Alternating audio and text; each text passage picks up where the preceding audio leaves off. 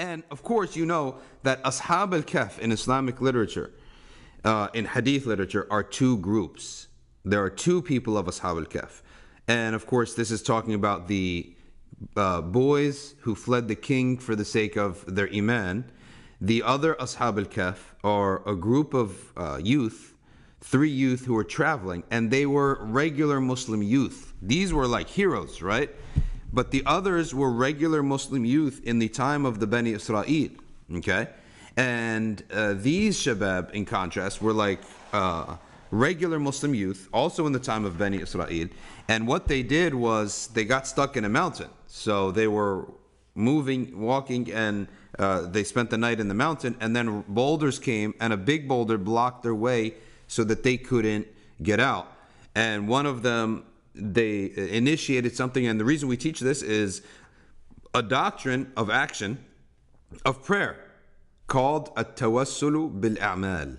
Okay, tawassul by actions. All right, and what that is that when you're in deep need of something, okay, then to make dua using your action, say this action, oh Allah, if I did this sincerely for your sake, then grant me a way out. Okay, so one of them made tawassul by avoiding a major sin. So he did 99% of a major sin, and then at the last minute he didn't do that last part that would have effectively made him a major sinner. Okay, so that's one of them. The other one was financial responsibility, and the third one was filial piety. Okay, so financially he was more than honest. Now, so to give you the details of these youth, the first one, he had a cousin that he loved so much. She was so beautiful, and she wouldn't marry him. Time passed, and she falls on hard times. She comes to him for a loan. All right, he brings her the money, and he puts it down, and he said, this money is not for no cost. There's a cost for this money. And he tells her to lay down and sleep with him. So she is so desperate so that she accepts. Okay, she sort of has had a moment of weakness, and he's doing everything to her. And just as about that he's going to I want to say the word consummate, but you can't consummate zina, right?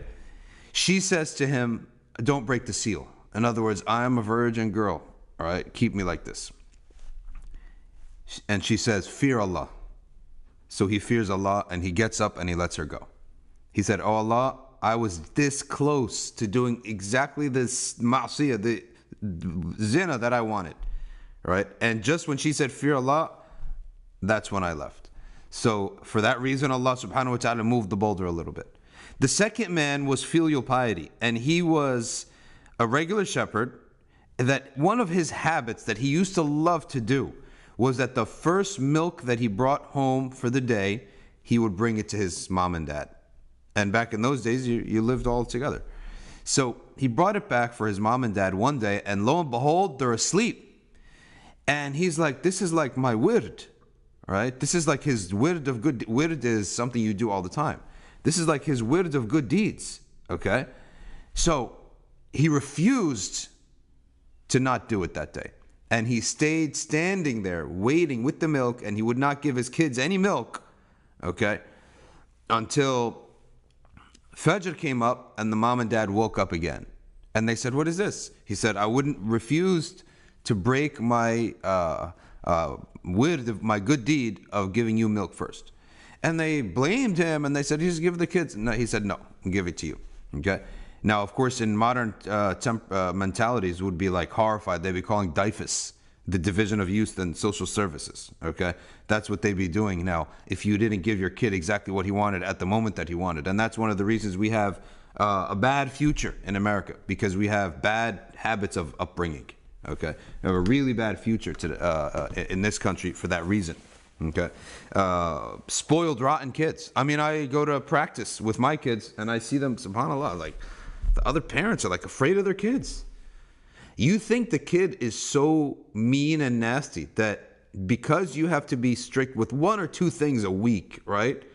And you have to lay down some basic manners. You think that just because of that, that your kid is going to be resentful and mean and nasty. No, I actually have faith in kids that they'll be good, even if your parents are strict. Okay, they'll have some decency.